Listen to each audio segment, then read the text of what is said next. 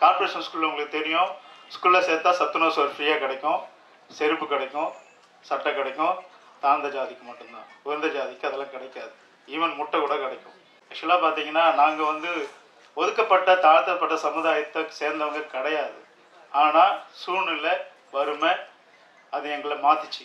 எங்கள் அம்மா ஸ்கூலில் ஒரு சின்ன விஷயம், அதாவது என் பிள்ளைங்களுக்கு சத்துணவு சோறு வேணுன்றதுக்காக அந்த சமுதாயத்தை அவங்க யூஸ் பண்ணாங்க. இதுதான் உண்மை.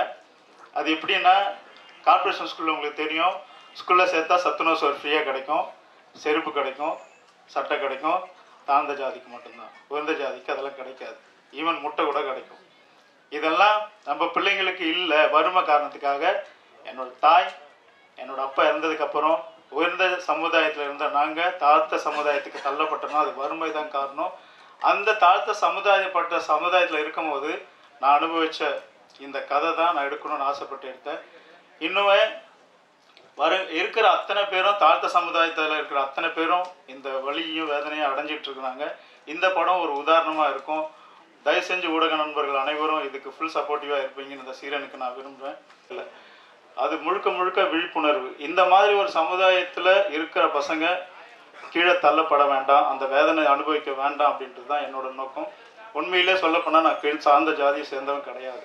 சார்ந்த ஜாதியாக உருவாக்கப்பட்டவன், மாற்றப்பட்டவன். காரணம் வறுமை. என் வறுமையினால, என்னோட தாயினால முடியாத காரணத்தினால என்னை வந்து வேறு ஆப்ஷன் கிடையாது. ஒருவேளை சாப்பாட்டே கஷ்டப்படும் போது என்ன பண்ணுவாங்கன்னா, ஒரு தாய் என்ன யோசிப்பாங்கன்னா, சரி சாப்பாடு கிடைக்குது, ஜாதி முக்கியமாக சாப்பாடு முக்கியமாக, குழந்தை இல்லை வறுமையில் இருக்கணும்ல.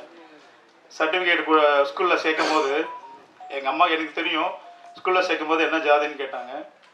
எங்கள் அம்மா அவங்க விருத ஜாதி சொல்லிட்டாங்க போட்டிருக்கு. இல்லை உங்கள் பையனுக்கு இதெல்லாம் கிடைக்காது.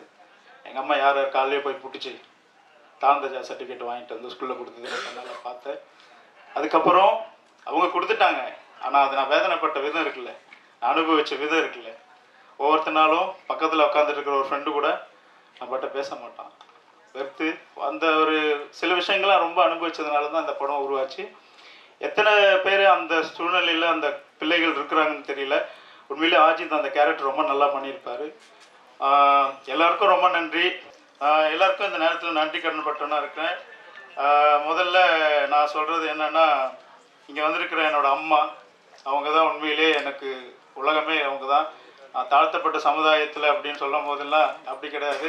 அந்த சாப்பாடு கஷ்டப்பட்ட காலத்தில் என்னை கொண்டு போய் எவ்வளோ கஷ்டப்பட்டு காப்பாற்றிருக்காங்கன்னு எங்கள் அம்மாவுக்கு தான் தெரியும். அதே மாதிரி ரொம்ப நான் நன்றி கடன் பட்டனா இருக்கேன். என்னோடய சகோதரர்கள் இருக்கிறாங்க, ரொம்ப நன்றி. என்னோடய மனைவி ஃபுல் சப்போர்ட்டிவ் இந்த ப்ரொடக்ஷன் கம்பெனி மூவ் ஆகிறதுக்கு.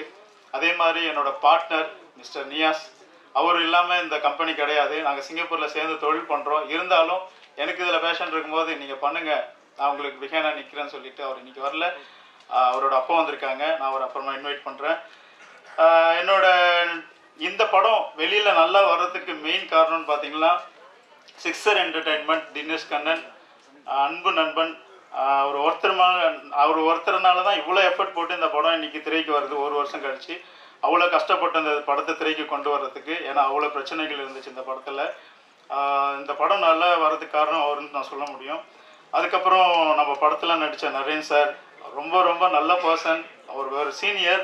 நான் எனக்கு ஆக்சுவலாக ஃபஸ்ட்டு படம். எப்படி நான் ஒரு சீனியர் எப்படி ஒருத்தர்கிட்ட பேசணும், அதாவது எப்படின்னா எல்லா விஷயமும் ஷேர் பண்ணுவார். தம்பி இப்படி தான் இருக்கணும், இதுதான் படம், இதுதான் சினிமா, நிறைய கற்றுக்கிட்டேன் நான் சார் கிட்டது. Thank you sir. அதுக்கப்புறம் இனியா வந்து ஃபஸ்ட்டு நான் சொன்ன மாதிரி ஃபஸ்ட்டு எடுத்தோடனே கல்யாணம் பண்ணி வைக்கிற சீன் தான். எனக்கு கையெல்லாம் நடுங்கிச்சு தாலி எடுக்கும்போது, மாலை எடுக்கும்போது யோசிச்சேன் நான். மேடம் வந்து சூப்பர். ஆக்சுவலாக என்னன்னா, இனியா மேடம் வந்து எல்லா விஷயமும் சார் இந்த பாயிண்ட்